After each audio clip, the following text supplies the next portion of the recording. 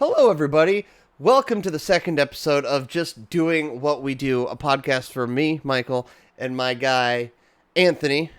We're just two loving friends that love Mountain Dew. We like video games, and we like entertainment. Join us as we talk about what we're doing, what we've been doing through the week, what kind of Mountain Dew we're drinking, and the gaming and entertainment news that just kind of sticks out to us. And if you want to join in on the fun with us, talk about your Dew experiences and what all you've been playing, watching, etc., feel free to like this video, subscribe to the channel, please, and make sure to join us in the comments below. Now that all that's done, how you doing, Anthony? I'm doing well. How about yourself? I'm doing great. I had a bomb Father's Day. That's good. Yeah, happy Father's Day. Thank you. Yeah, I got to hang out with Dez, and then I got to cook for myself. I indulged in my inner Iowan and watched a little bit of NASCAR because it's in Des Moines. So, like, Oh, when it's in I, Iowa, you should watch a little bit of it. So, I thought you were going to say the Cornhole Championships, but fair, but no.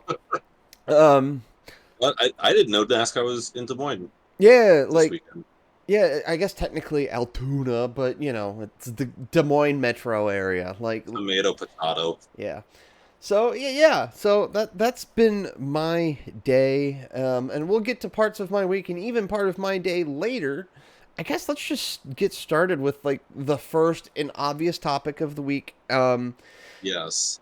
So I gotta pull up the document again. So earlier this week on Monday, I sent you a link on Twitter, and it was Mountain Dew said peak refreshment.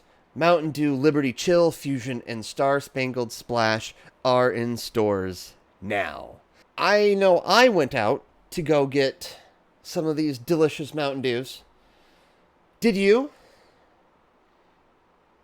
I uh I did indeed. You mentioned it and I was like, one, I always want to try new Mountain Dews, and two, some of these flavors are I need to know. I do need to know. Like Freedom Fusion, just listen, I'm Merica. curious. I'm curious about Liberty Chill. 50 flavors in one dew. That's true. I gotta be I honest. I hadn't looked at the tagline. 50 Oh, you flavors in always get one one. Dew. I, I just look at the pretty colors and go, I want to try that one. Or the pretty names, like in some cases. Lemonade I and peach mean, flavor. Ooh, okay. yeah, I'm really looking forward to Freedom Fusion now. that one should be good. Red berry flavor. I mean, that's yeah, Sure, sounds like was it going to be modified Code Red? yeah. I guess we'll see. We'll find out. So which one do you want to start with? Well, I see you were handling Freedom Fusion, so let's or hear me out. It goes red, white, and blue. Mm. Should we? Embrace the inner Merica. Yeah, I think so. I Okay, think so. I'm All up right. for embracing the inner Merica. I got my non-branded Mountain Dew shot glass, so Mountain Dew, feel free to send me a shot glass because I I will have shill. I have a plastic cup from Thanksgiving. Gobble wobble, baby. So yeah, so Mountain Dew, feel free to send us some shot glasses so we can taste your delicious nectarious beverages in branded glasses because we'll be hoes for you. Sadly, I had to stop drinking Mountain Dew exclusively. Yes, I know it's unhealthy, and that was all I was drinking. But I work in a hot shop, and apparently heat exhaustion is a thing. And apparently What? you have to hydrate. What? Who knew these things? Who knew these Hydrate? things? Not like I got water right here or anything. Uh, nope. Cause I just have Mountain Dew within reach. I have the full like spectrum of beverages. I got my glass right here. I got the three Mountain Dews. I got water. Like I'm set. Yeah. All Well, right. there was water in this cup before I dumped it out. And then more important things had to take its place. I have got my Star Spangled Splash ready, sir. I've got mine. So let's give it a tasty taste. Yeah. Cheers, sir. Cheers.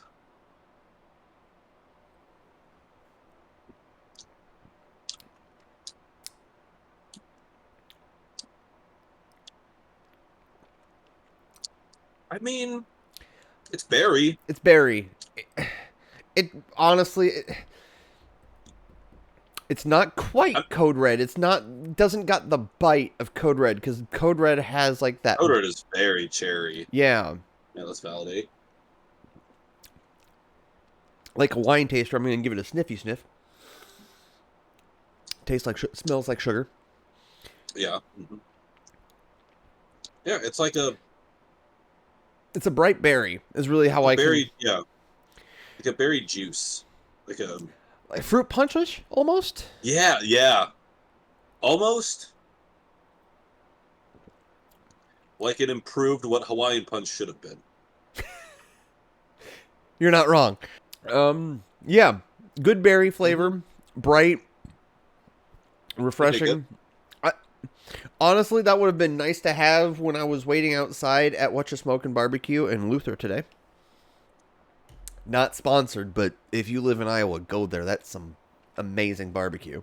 I can get behind that. Yeah, I could definitely get behind that. I'm gonna kind of Cleanse the palate. cleanse the palate. I don't have any. It's not a I perfect don't have any. cleanse. It's actually bubbly.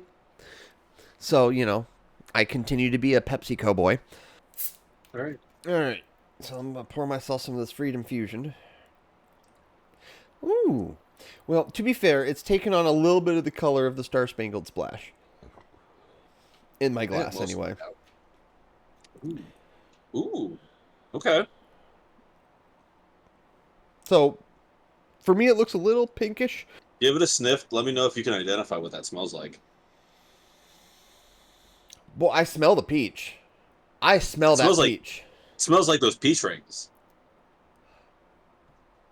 Yeah, 100%. You're right. It smells like a peach ring. Which I'm That looking bodes forward to well. this now.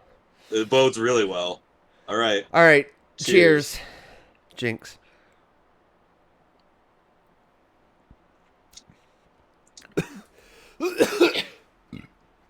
So good.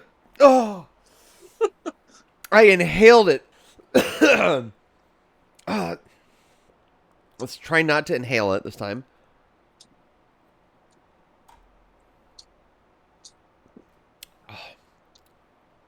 Oh, You know, I need that in my life every day. there's not a lot of peach, but that's a good thing because peach I think gets Peach, overpowering in a yeah, beverage. it can be overwhelming, but that's the right amount of peach, and presumably whatever else they're mixing it with. Yeah.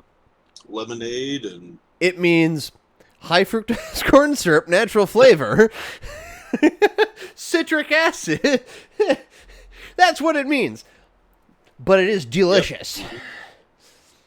Yeah, it's definitely more. It's like a peach lemonade, but it's a really light peach lemonade, and yeah, honestly, I'm here for it. Like I'm there for this, it. so far of the two that we've had, this is by far my favorite. I like the Star Spangled Splash, but if I had to choose one of these to finish right straight up right now, it would be the Freedom Fusion. Yeah.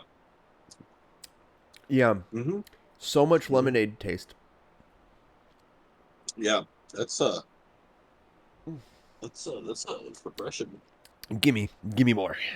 All right, and that leaves us with the Liberty and Chill. I'm actually kind of glad we're doing this one last. Is this the one you're most excited? 50 flavors in one dew. As soon as I saw that, I was like, all right, I need to know. You've got my attention. 50 years of Mountain Dew rolled into one flavor. Boy, I poured myself off. Since there's 50, I have to assume it's one flavor for each state. And what does each state taste like?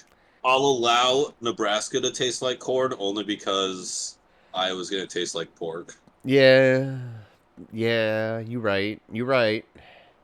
Idaho tastes like potatoes. Yep. Hopefully those are not the flavors they chose. Is there quick question? Is there a state that's known for grapes? California. Well, yeah, wine country. Yeah. Yeah. So maybe we'll get a little bit of that grapey grape flavor. All right. Give it a little sniff. Oh, I like that. There's a lot going on there. Yeah, I don't want to say complex because this ain't wine, but boy, it's a whole lot. It's there's I definitely get the vibes from like Voltage and the other blue flavors. Yep. I definitely get that voltage Definitely smell. blue. It's a beautiful blue, honestly. I love it. Cheers. Cheers.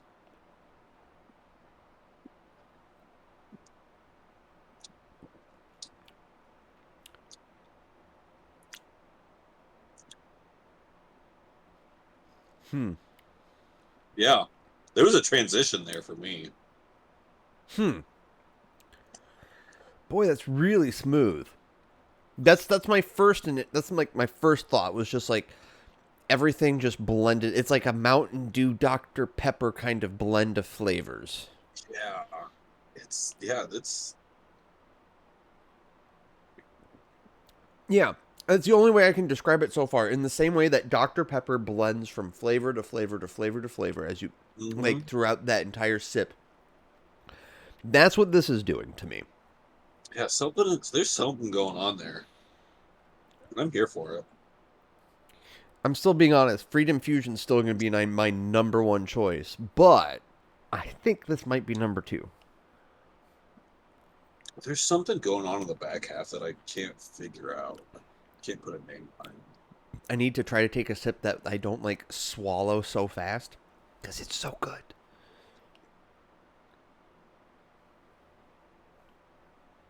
I can get behind that. Yeah, that's really good. The back They're half, all I think you were going to be more of the expert on this one than me, admittedly. The back half of that does give me some Pitch Black vibes. Clear your tastes.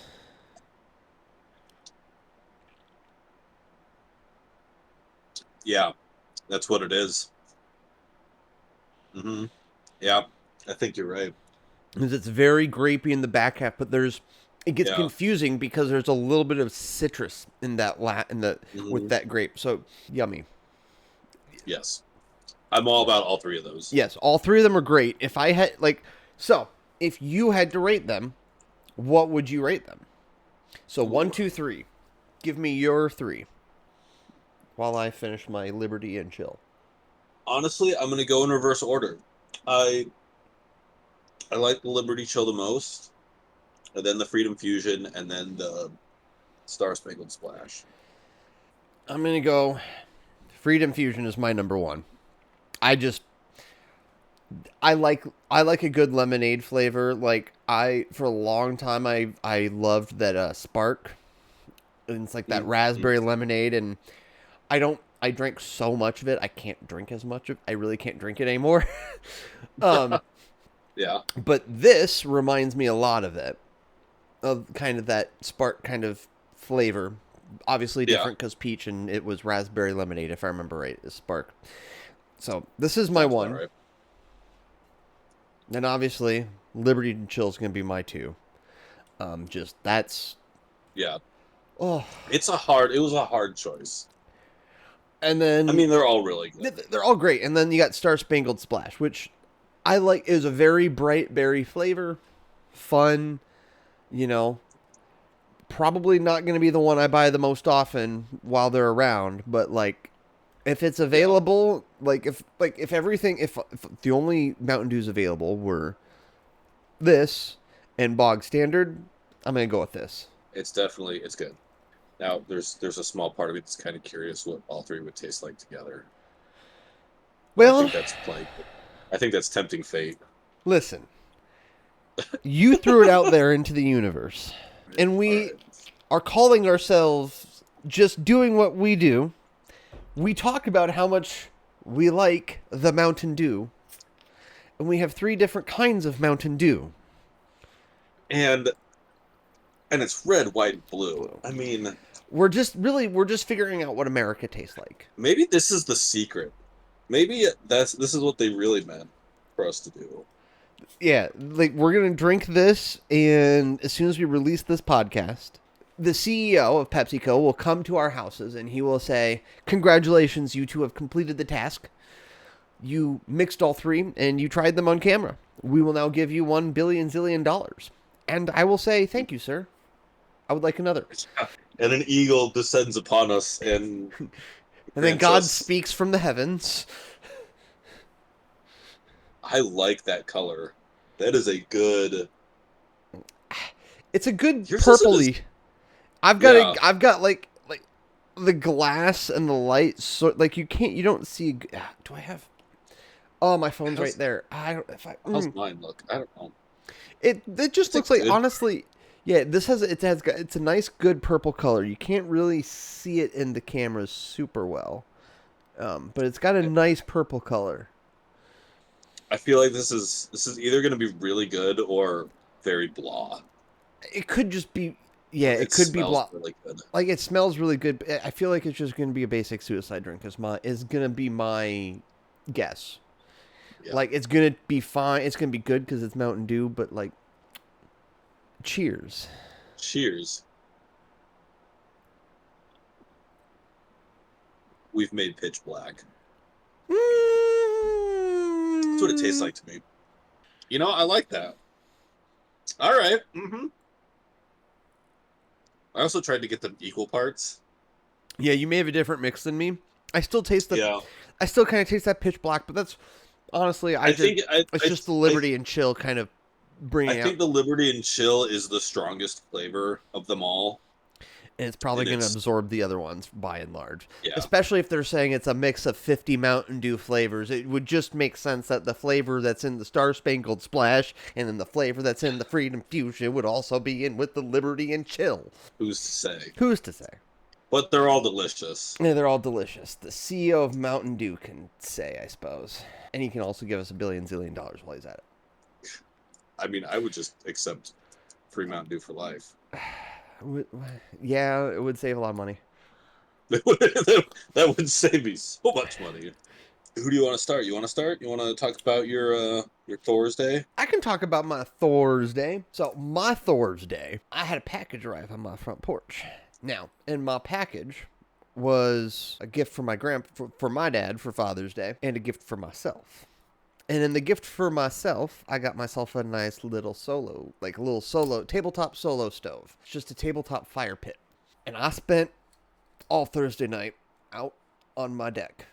Like, I just put wood in that thing. I kept feeding wood in that thing. Like, I got a little cheap $7.50 hatchet from Menards, and I have got, like, a bunch of spare wood from when the derecho blew through, like, 4 years ago.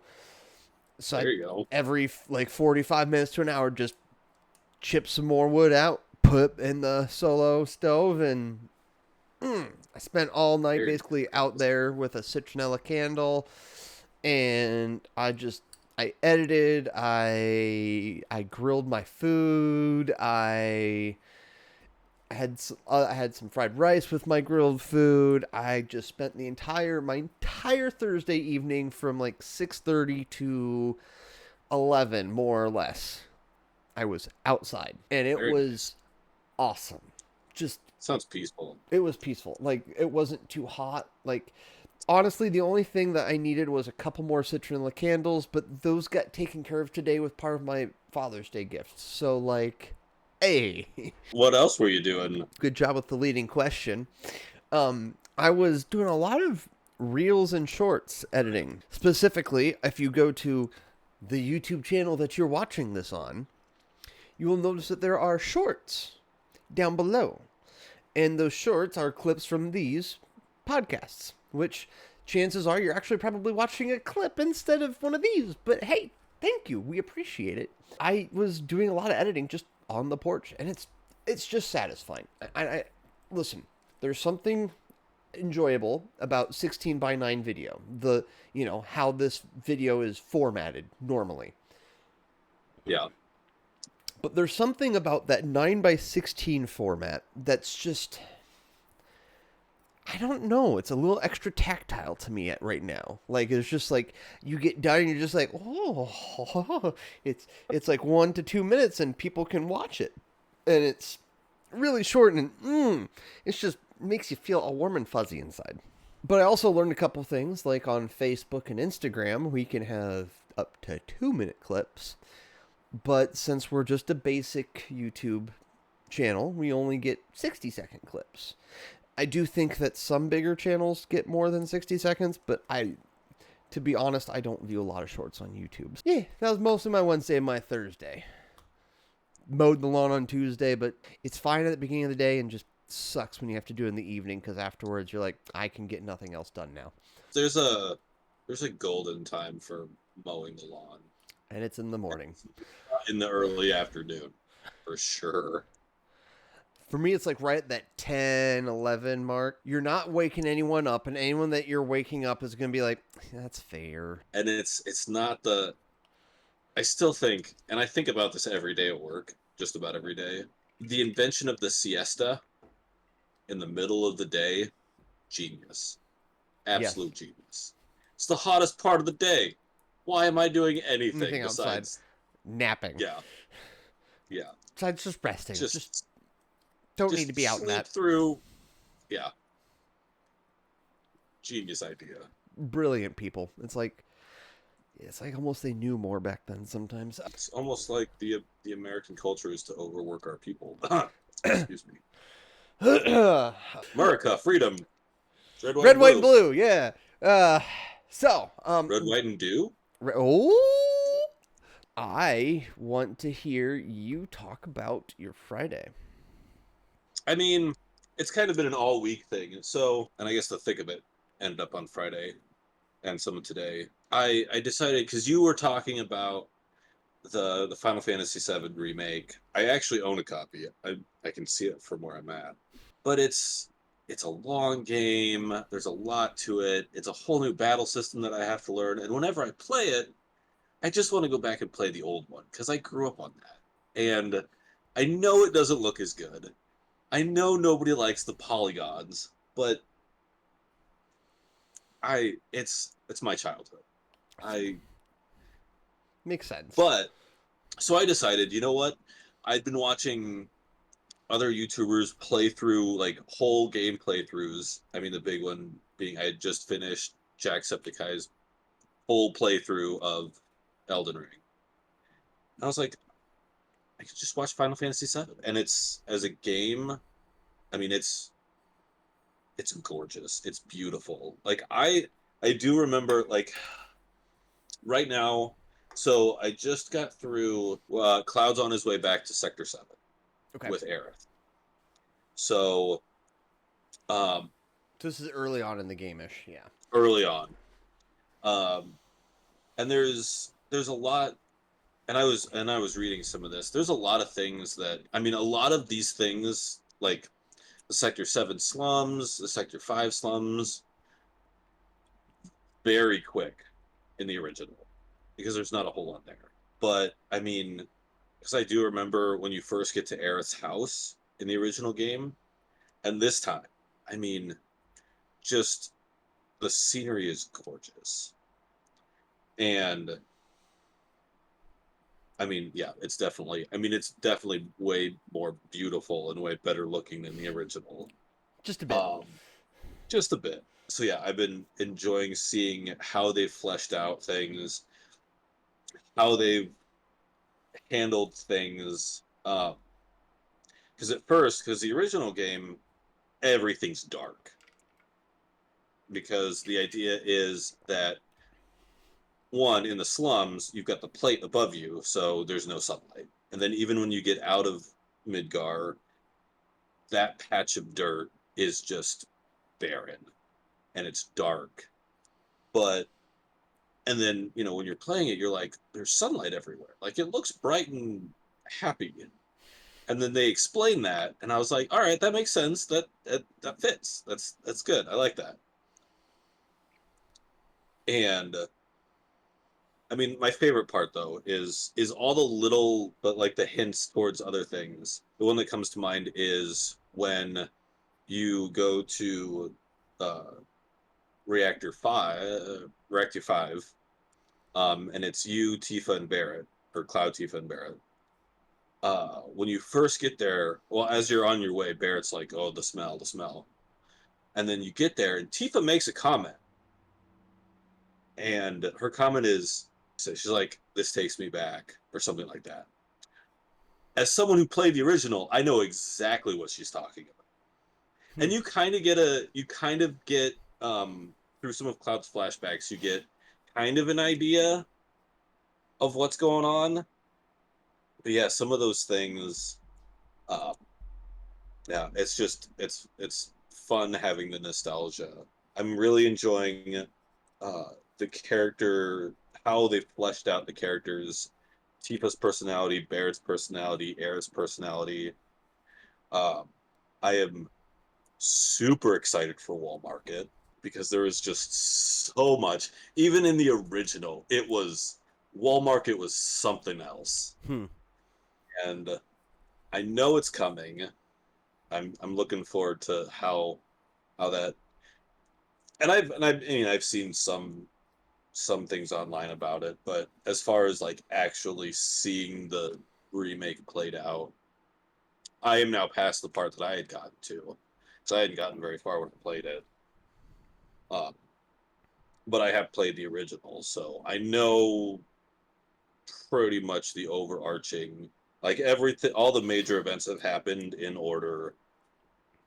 Reactor One, Reactor Five, the fall into. I mean, even the boss battles have been the same.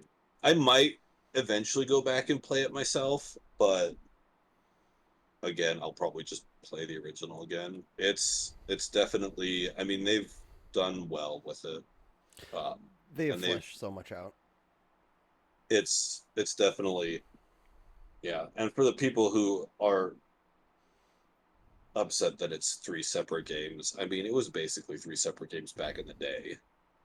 Granted, you only had to pay for one game, but it was three discs. Yeah. And there's so much. There is a lot more. And I legit can't decide. Like, do I wait till part two gets released on the PC, or am I just gonna buy it on the PS5 and play it on my PlayStation Portal? Like, this little thing here.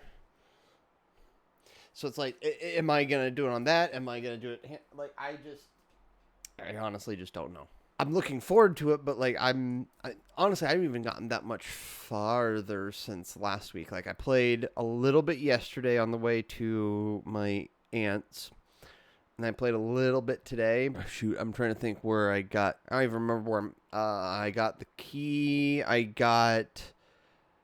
I found the other insiders. Like the mayor is the best, Okay, yeah. and You're in then the you're in the building. yeah, I'm in the You're shinger getting building. close.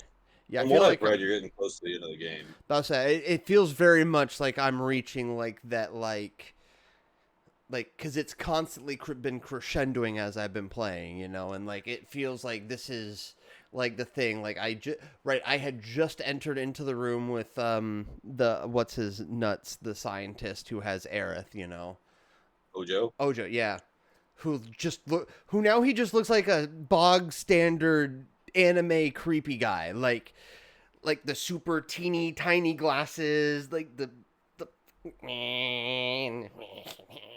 it's like Yeah. he don't get me wrong, it's good, it fits. That's where I'm at. I know I'm super close.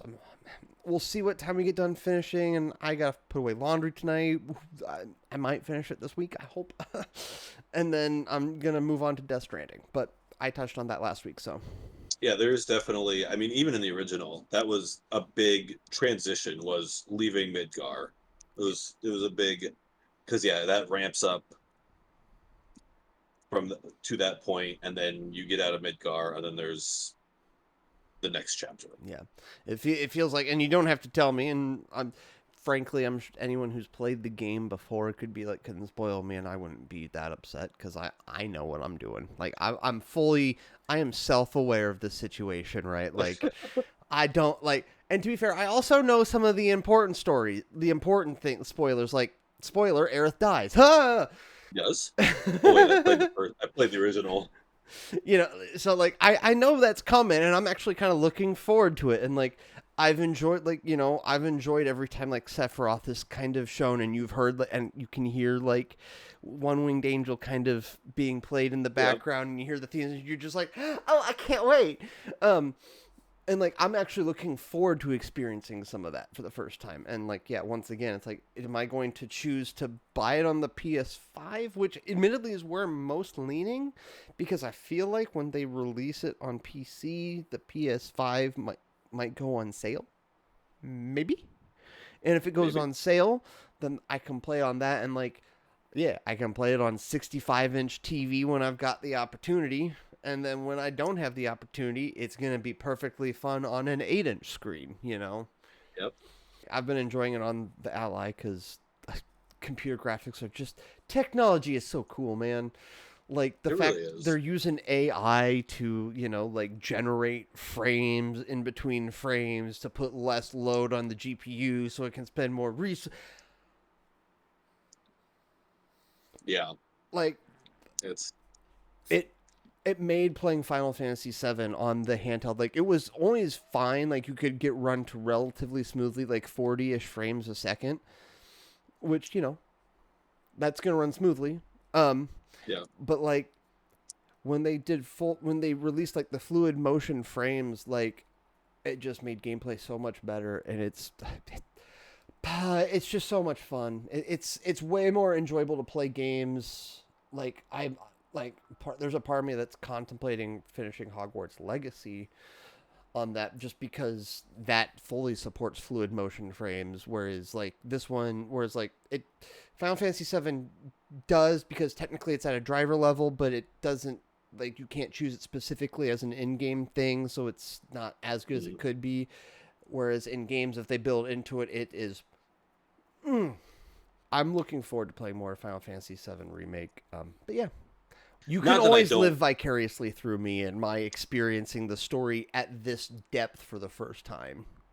Yeah, because that's the other thing. Like I know the story, and I know a lot of the backstory because I've played some of the other games. It's not new stuff, but it is familiar and it's refreshing, and I do enjoy it. And not to say that I won't play the remakes because they're bad or they're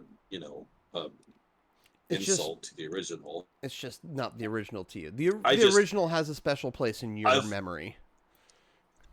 yeah, and I get I playing the new one makes me want to play the old one. And so I can just watch someone play it while and I've got so many other games to play. So I'll just watch someone else play it. Although I will say the only other hard part is as someone who, because like Elden Ring, Dark Souls, I'm probably never going to play those. And so watching Sean play them is fine. And Yep. the way he does it, absolutely. Entertaining as This, hell. because the playthrough I'm watching of Final Fantasy has no commentary. It's just the game, Yep. which is fine. That's pretty much all I wanted.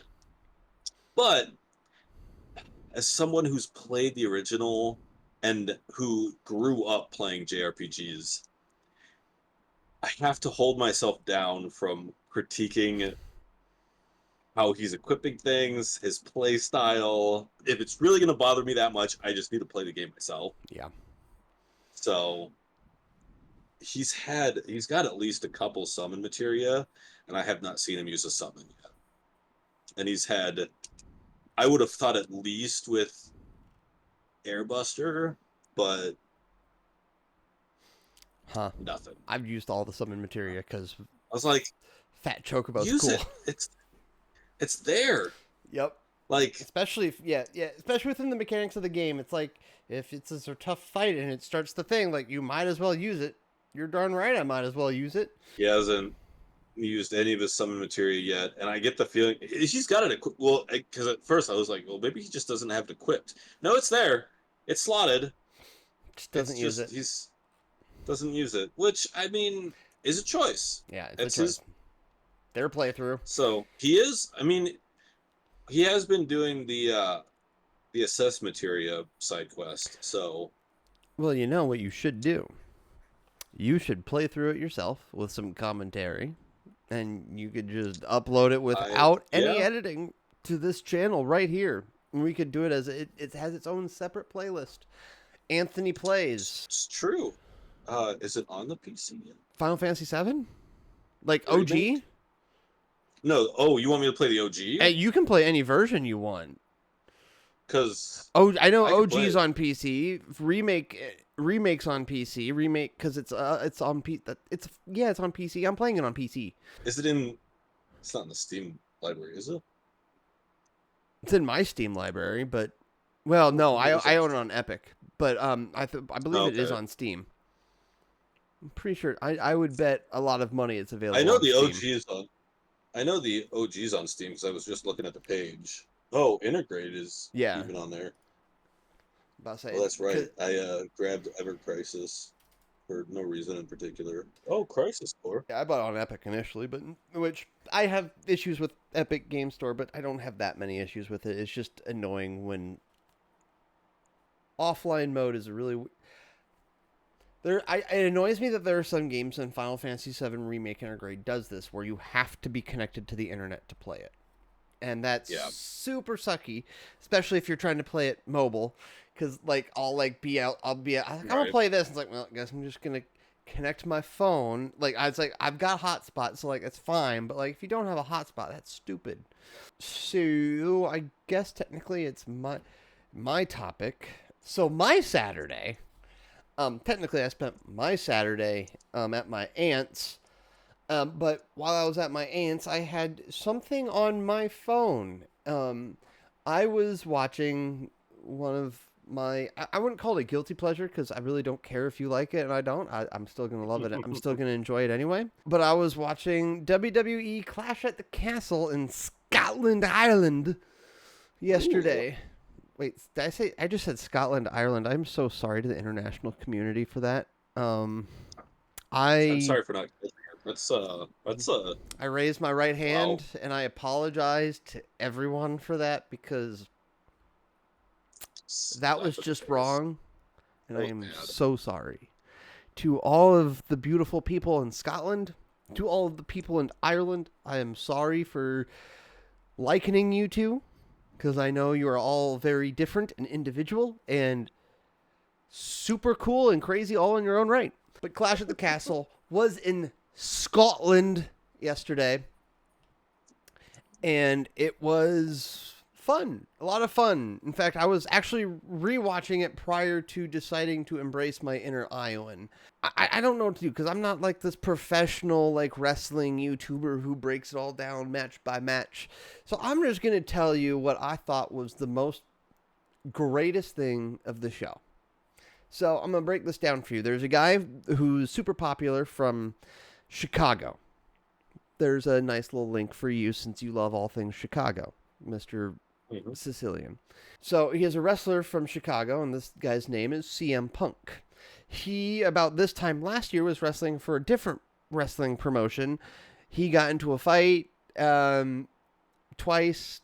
The promotion he was at may not have been the best fit for him, for better and for worse.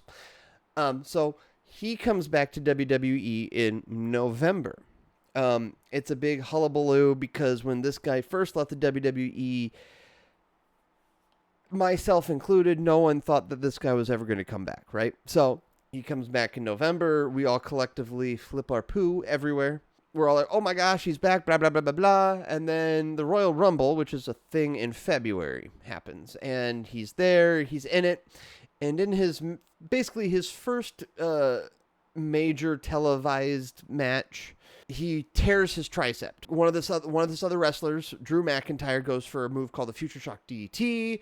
It hits during and in the process of it all, what normally, it literally is like kind of a fluke accident. The tricep tears. Punk is still able to finish like the rest of the match, the Royal Rumble, because it was part of the men's Royal Rumble matches when this happened. And so then he spends the next. So he's been out for several months, like obviously rehabbing it because you have to get surgery and all that kind of good stuff. Mhm. Come April, it's WrestleMania season. WrestleMania is like the Super Bowl of WWE wrestling. WWE has WrestleMania, and this is the show of shows. Again, it's 2 nights, it's a big deal. Okay? So, as part of the whole build, you've got Seth Rollins, who's a wrestler from Iowa.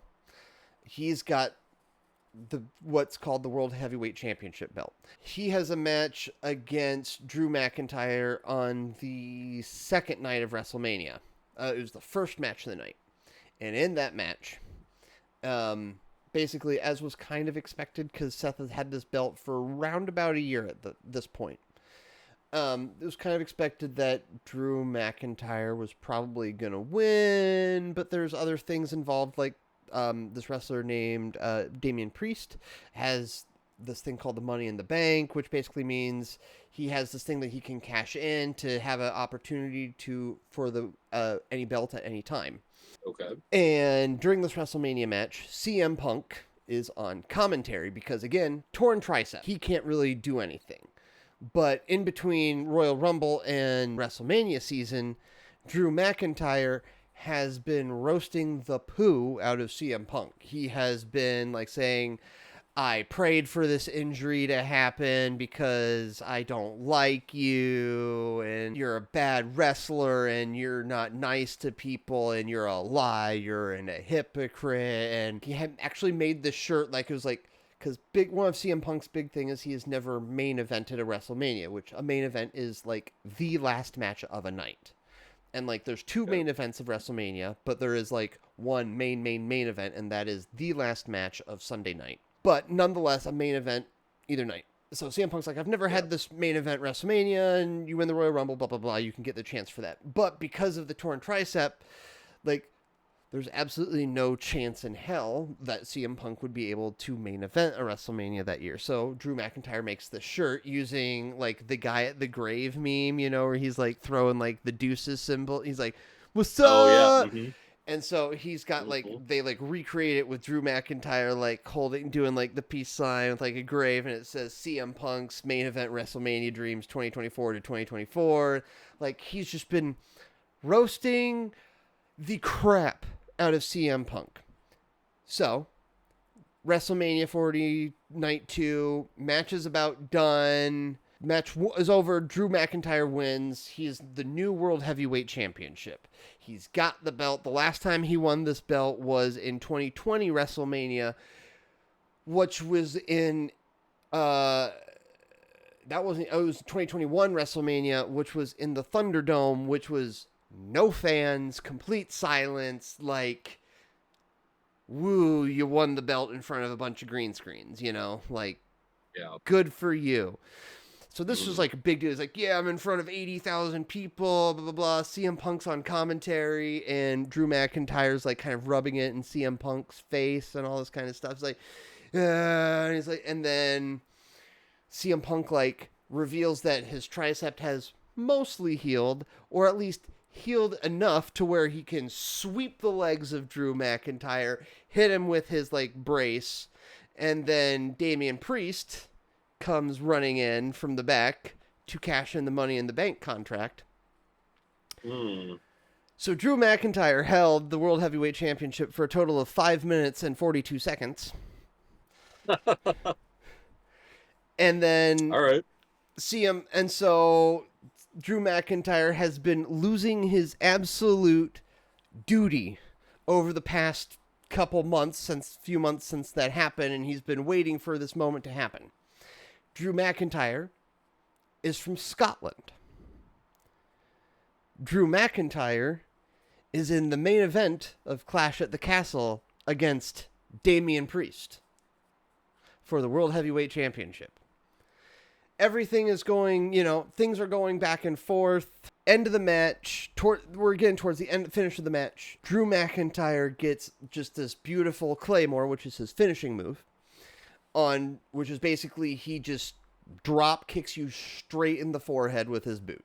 You're getting kicked in the face. I'm going to pin you after that. That's like just his finisher. Hits this Claymore on Damian Priest, but the referee was taken out in like a spot earlier because they got crashed into. So there's no referee at this point. But Drew McIntyre's got the visual pin. 1, 2, 3. You could count. The crowd in Scotland counted like 20, right? Just kept counting like, should be the World Heavyweight Championship. So then you've got like this camera cut. So this is where the WWE and all the professional wrestling stuff kind of is where it can be the most fun, because they've got the camera positioned, right? So you're seeing You're seeing Drew get the visual pin, yada yada, and then you see a referee slide in. You only see the back of the referee. You see the pants of the referee. You see the back of the shoes of the referee. You see the referee go 1, 2, and then he holds his hand up at the 3 and doesn't count to 3. Drew McIntyre's like, what the? That's a 3. He's like turning around. Camera cut. Opposite side. It's CM Punk wearing a WWE referee jersey and going 2 with the fingers just like this to Drew McIntyre in Scotland.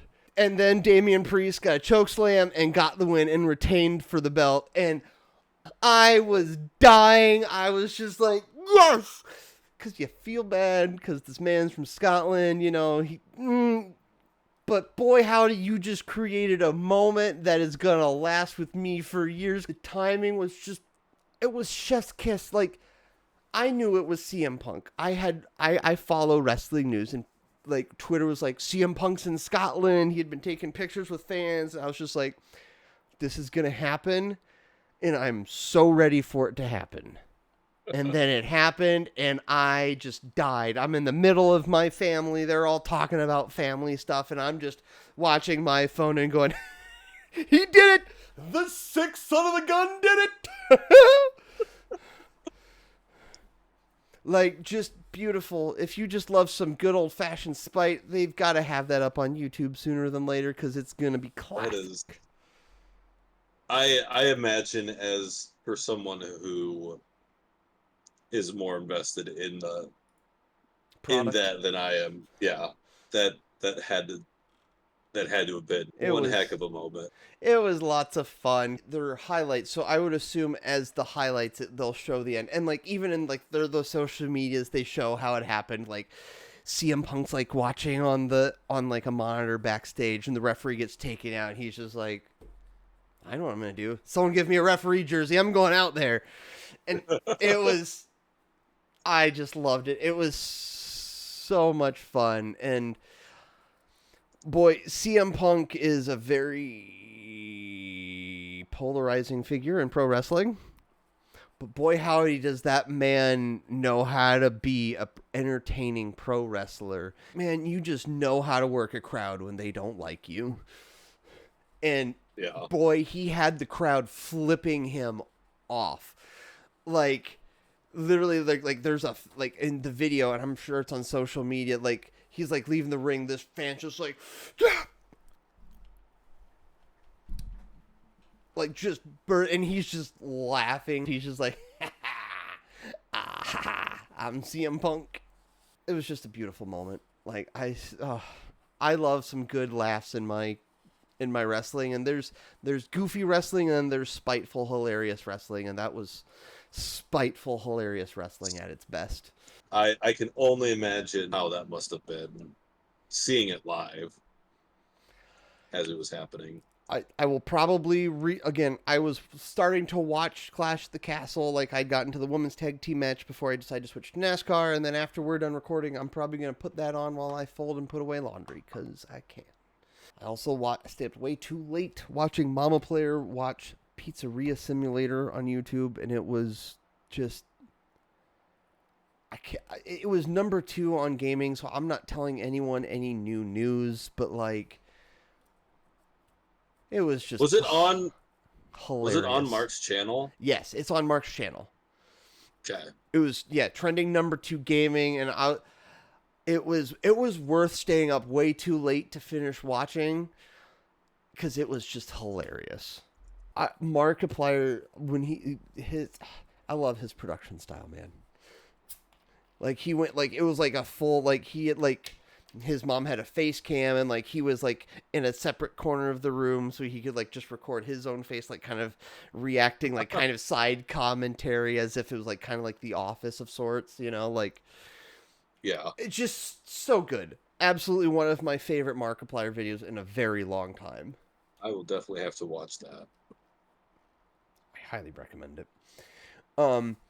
So that gets me, I want to hear about your Monday. I guess I already talked. Never mind. I I already told you what I wanted to hear about. This is your decision, sir. Yeah, I mean my Monday. I mean with the whole Final Fantasy VII remake thing. Someone that I see regularly. We talk video games every once in a while, and he's a very big fan of. He's been talking a lot about Paper Mario Thousand Year Door, and that's now on the Switch. And so it got me thinking about retro gaming, and I've also on that topic, I've gotten back into another old game. When did that come out?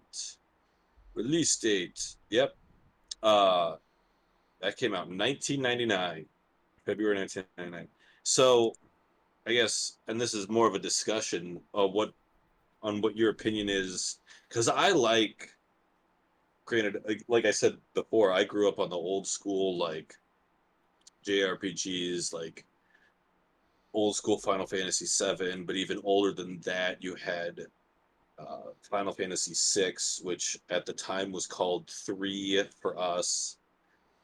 Chrono Trigger, what I would argue is the father of modern JRPGs.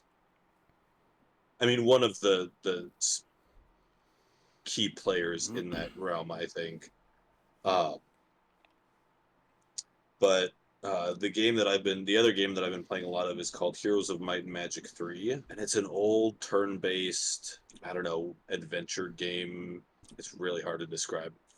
You you have towns and you have heroes that go out It's an on the adventure RTS, map. kind of. No, Okay. no. So you have like you start with like a town, Mm-hmm. and in that town you build buildings and you recruit creatures to fight for you in your army, and then you go out with your hero and you go around the map collecting um, resources and artifacts and basically building up your hero and your army. And then the goal is either there's a campaign goal where you have to like capture a certain town or do a certain thing, or in just general play you capture all of the other opponent towns and be the last player standing, basically. Hmm. But it's very, I mean, very retro, very old school, and even like, I mean, Paper Mario. I mean, Thousand Year Door is not quite that old. I mean, it's still older. I mean, it's GameCube era. Yep. But even then, That's. I mean, like, that's 24 years old. oh, wow, we're old. Yes, we Um, are. but I mean, because he was talking about it, and he's like, "Yeah, Paper Mario Thousand Year Door. I'm so excited for it. I get to replay it on the Switch, and I get into this mindset where I'm like, all right, I mean, that's cool. And like, I played the most recent Paper Mario that is only on the Switch, and I enjoyed it a lot. Origami King or whatever it was Yep. called. Origami King. Um, but you get like, I'm probably never going to play Thousand Year Door on the Switch because if I really want to play Thousand Year Door, I have the original GameCube copy of it still. Fair. So I'm gonna hook up my GameCube to my TV and I'm gonna play it. Yep.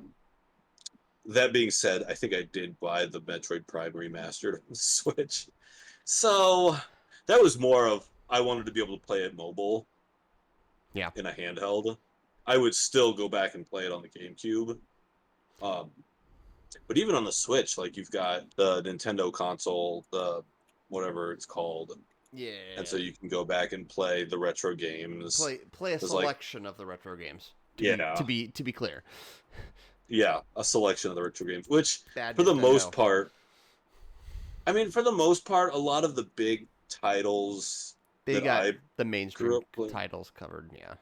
yeah, is like, and most of them, interestingly enough, I own physical copies of and have a working console to play them on. Well, here's my retro flex, because my Super Nintendo still works. Last I checked, it's been a while. It's been packed for a while. I should get that out. But like, Donkey Kong, the first Donkey Kong Country, great game. 2 and 3 were pretty good, but I think one was the best. Uh, Chrono Trigger, Final Fantasy 3. Um, what else was there? I don't own a copy of Super Metroid, but I do have Zelda. And then there's the Nintendo 64. I've got Ocarina of Time. I've got Donkey Kong 64. I guess I'm a nostalgia gamer. I guess I should admit to. I enjoy new games. It's like even some of my favorite games are more modern. Granted, I don't know how modern Mass Effect really is anymore, but I like the old school nostalgia games. Thoughts? I don't know where to start. I guess it really depends on the situation. Like, I guess we'll start personally. N64 was my first console, which, I mean, to be fair, it was 96 and I was 8. Yeah, 88 to Yeah. 96 is 8. So, I was 8. So, like, Nintendo console is Nintendo 64 is my first console that I owned. I did grow up playing NES games and Super NES games with other people's stuff. But I never had a console until the N64. I have an N64, but it's not the original one. Because I've always been, until really the past few years, and even then I'm still kind of the same way, where it's like, I don't necessarily always collect. It's like, throughout my gaming history, I have owned a GameCube, a PlayStation 2, a PlayStation 2 Slim, an Xbox 360, an Xbox One, an Xbox One S, an Xbox One X, like I have owned so many consoles. Most of the time, I end up trading them into GameStop for either cash, trade-in credit, or sell them on Facebook Marketplace, etc., just for the sake of getting money back for a greater need or because I want a different console. Like, I very vividly remember selling my original N64 so I could get an Xbox. No, it was my GameCube. I sold my GameCube so I could get an Xbox, right? And then eventually I got given a GameCube, and then I gave that GameCube away to someone because someone else wanted it, and I was like, okay. And then, eventually I would like to buy a GameCube again because I just kind of want to own that console. Like, I have a Hmm. N64 that a mutual friend of ours gave to me when he moved to Tennessee. Okay. So, like, he gave me his N64 and some of his games. My ex, actually, for my birthday, got me, like, I have Ocarina of Time and Majora's Mask. Majora's Mask, I have the gold cartridge. That was a birthday Ooh. gift. So, I'm holding on to those because Majora's Mask, like, I sold my initial version of Majora's Mask, but this version I'm holding on to because, like, I'm more of a collector now than I was when I was back then. I do have a Dreamcast. It doesn't work because I accidentally left it running for too long because I was playing Sonic Adventure and I paused it and I forgot to Mm. turn the Dreamcast off and the motor went bye-bye. It's a whole process. Like, you have to micro solder because, remember, Dreamcast was made with basically Windows CE. It was more or less, in fact, if you don't know your gaming history, and that's okay if you don't, dear viewer, the Dreamcast was actually more or less a precursor to the Xbox because they're both running similar engines. Anyway, the Dreamcast was Windows CE, and, like, it was, the easiest way to describe it is that it was tied to, like, a serial number of the disk drive, and if the disk drive serial changed with that was paired to the CPU, to like the CPU like that chip, like, it just wouldn't run together. So you had to Yeah. buy a new motor, micro solder it onto that CD-ROM drive, and then no. I'm just buying a brand new I'm just gonna buy Yeah. another used At that Dreamcast. point. Like, I've got Sonic Adventure 2 Sonic Adventure 2. I've got Crazy Taxi, Jet Set Radio, like I've got those 3 Dreamcast games. There's a couple that I kind of wish I had, like Fantasy Star Online, that kind of stuff, just for that. But, like, I've got that. Mostly at this point, my retro games are mostly for collections. I've got the EMU deck on my ROG Ally, so I can emulate pretty much everything up to PS3. I've got the Switch Online, that kind of stuff. Yeah. So like, and like I actually recently bought the Metal Gear Solid Master Collection on Steam, and I actually haven't played it for 2 hours. I'm kind of contemplating returning it because I actually prefer to emulate it. It's kind of a better experience.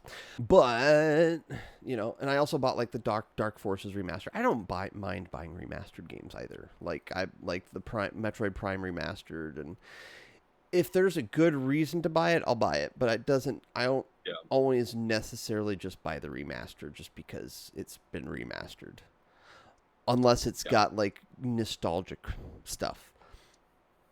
Yeah. Of course, I'm also a hypocrite because I bought Final Fantasy VII Remake like two or three times, like two times. I bought it for the PS4 and then I bought the Integrate on PC.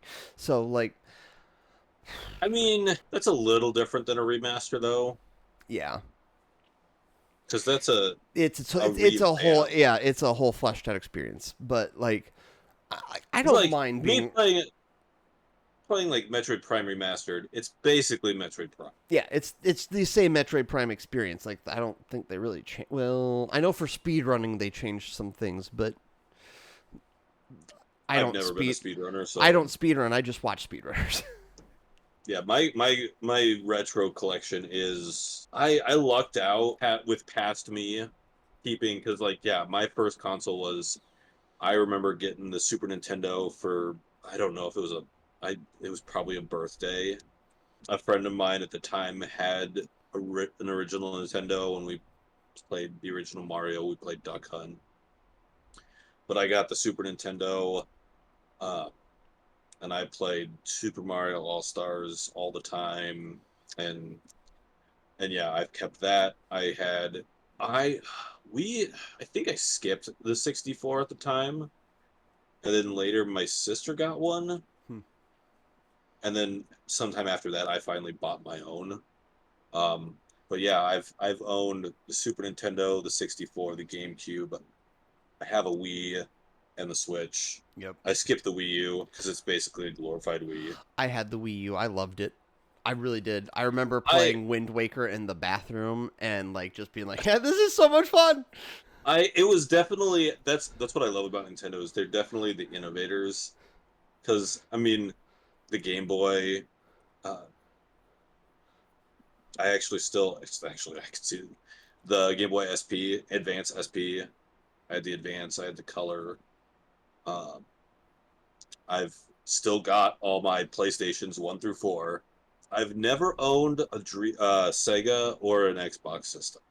Those are the two that I haven't touched. But yeah, I go back and I play old school computer games all the time because I mean, it's the nostalgia factor. And some of those games, I mean, if you can get past the graphics, I know, everyone, a lot of I'm going to judge the younger generation, but a lot of them are, they They're want the fancy Fortnites. graphics. They want the 4K. They want like I have, and maybe it's because I'm old and those kids need to get off my lawn, but I have no issue with the old school polygons of Final Fantasy VII. And actually, there's a special place in my heart for sprites, pixel sprites, because that's one of the things that got me on Stardew Valley is that, and I've never seen anything for sure, but I'm fairly confident myself, in my opinion, that both the look and the music, the whole thing is stylized off of Chrono Trigger Hmm. because everything screams the same pixel styles, the same sprite styles, even the music's similar. And now that I'm talking about it, now I want to bust out my Super Nintendo and play Chrono Trigger again. That's not going to happen though. Emulate. I mean, yeah, If you own it, you can legally do emulators. it. It's true. That is true. I can absolutely emulate Chrono Trigger. I have a copy of it. Actually, I have two copies. I think I also bought the DS copy of it, Makes sense. and it's been interesting with uh, getting back into the Heroes of Might and Magic 3 game. Is that I found a group on Facebook. It still has a huge, and they've made like They're at least to 5. They might even be to 6. Wow. I don't remember. I haven't played past 3 because 3 was Peak. pretty much the peak. And there's still a huge following. Some of those games just hold up. So yeah, I've been going back and enjoying the games of my childhood.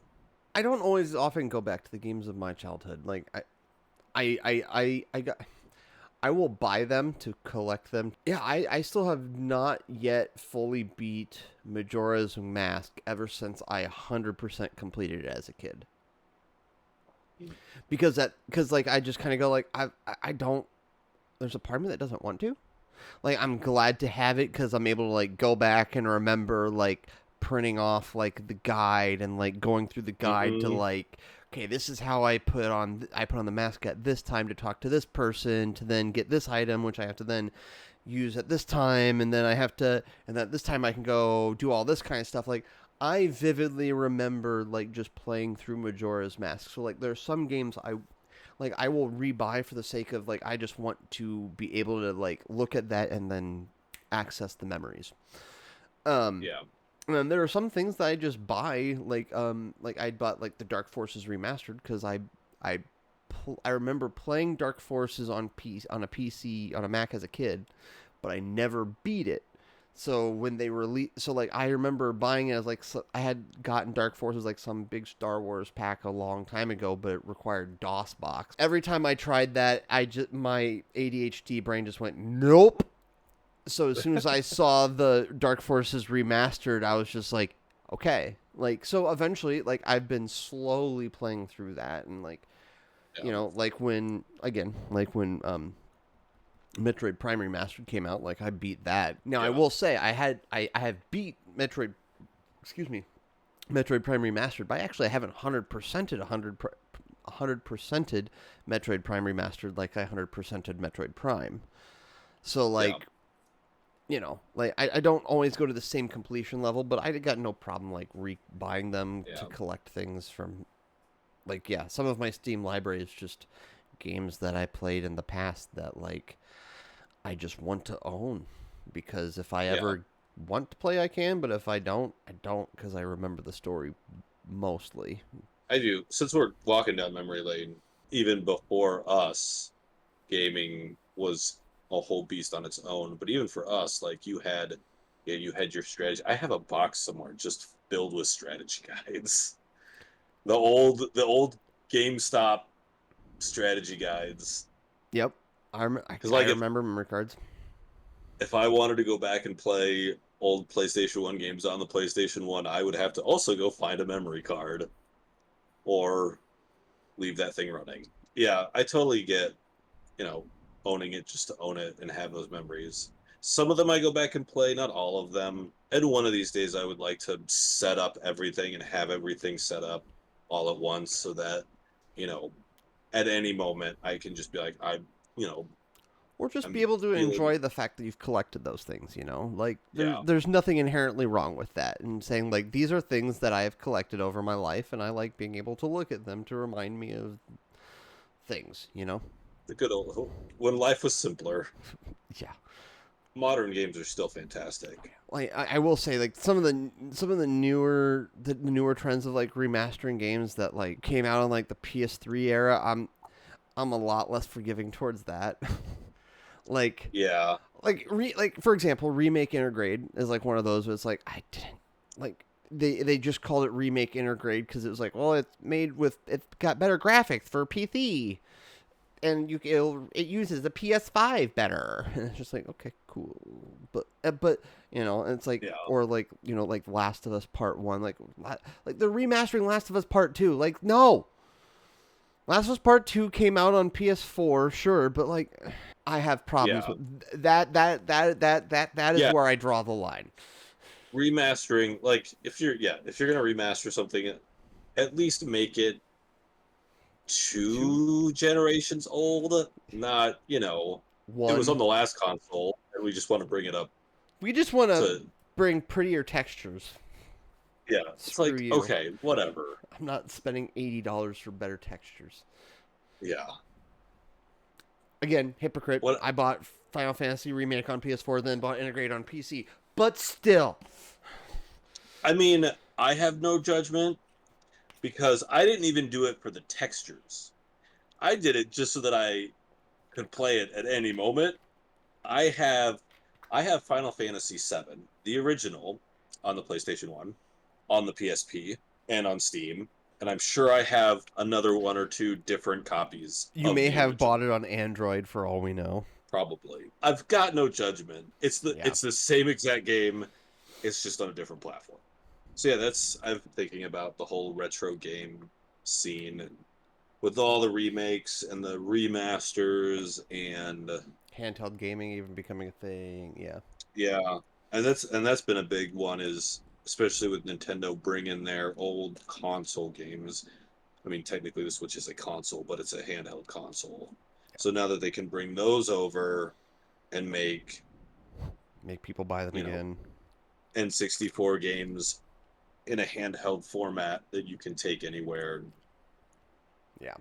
So I do like that I mean, despite the fact that you have to pay a subscription, which is, you know, a choice, but being able to the fact that they ported those over pretty much unchanged, all the old games to the Switch Virtual Console. So yeah, that's been my gaming experience and thought for the week. That that alongside, you know, watching Final Fantasy Fantasy 7. remake. Well, I'm going to say, because we are at an hour and a half of recording. Oh, So, we should probably try to just hit some quick topics, some quick little hits here and there, and then we should try to just wrap it up for the sake of my own yeah. sanity, because I still have yet to finish editing last week's. I'm just gonna hit at some quick hits. I don't have a whole lot of quick hits left, other than like my coolest Father's Day gift that I got that I know you'll appreciate, that I kind of alluded to earlier, is this. So like I'm super excited to put it together when Des comes back. It was a fun build. I might have that one. It was a very fun build. Yeah, so I'm looking forward to making it and putting it in the background. You can't see it, but it's going to be in the background. I moved the Johnny Walker to shelf up there instead now. So, Oh, so all the like. Anyway, so yeah, that's really that was my kind of cool gift. I also got a tiki torch and yada yada. So now I won't be nice. bothered by bugs when I'm outside. Like I'm gonna have like a halo of citronella candles around me. So it's just like There you no go. bugs. And then if you're watching the full frame again, over on this side of me, you'll see that we got a cool logo. If you want to, if you Yep. think you can make something better, feel free to send it to us, and if we use it, we'll thank you and we'll credit you appropriately. Got what you got for some quick hits? I know you got a board game behind you that I kind of want to hear something So quickly about. my quick hit this weekend, I spent some time. I don't know if you've ever been to the Old Market in Omaha. Um, it's a fun little. It's basically it's like 3 blocks long. Kind of like a downtown area, but it's like the street is cobble or brick, cobblestone, something, pavers. Yep. But it's a lot of little shops, little eateries. Ate at a place called I'm gonna forget the name of the place. The Twisted Fork, I think, is what it was called. They had a salmon sandwich. Oh, Sounds yummy. oh, it was amazing. Um, but they've got fun shops like trinket shops. They've got some like metaphysical shops. There's a record store there that sells like old records, old CDs, like old music stuff. And then they've got a couple stores that sell all of your fun old school retro toys. Like Nice. all the things you remember growing up with, you can find there. And so one of the things I found as a unashamed Power Rangers fan still, I found an old school Power Rangers board game Hmm. that I mean not it's nothing fancy, nothing special, but it's an old Milton Bradley like 94 like and I thought, you know what? It's a collector's item. Yep. I need it. And Memorabilia collect. Yeah.